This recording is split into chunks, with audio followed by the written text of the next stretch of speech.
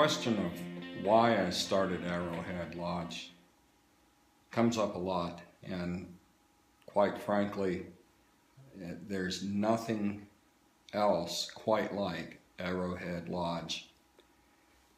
Men over 30, especially men in their later years, 50 and older, rarely, if ever, will talk about certain things, especially traumatic events that happened early in childhood or events that perhaps happened in battle, in combat, or otherwise.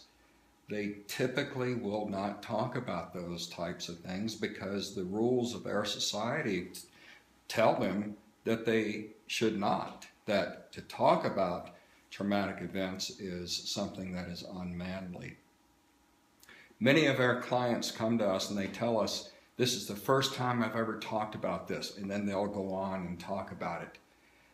Why do they do it here as opposed to not doing it somewhere else? Well, we believe, and what they've told us is that they don't want to talk about those things in groups where the general makeup of that group is a younger population of 18, 19, 20-year-olds. They're typically not comfortable in doing that.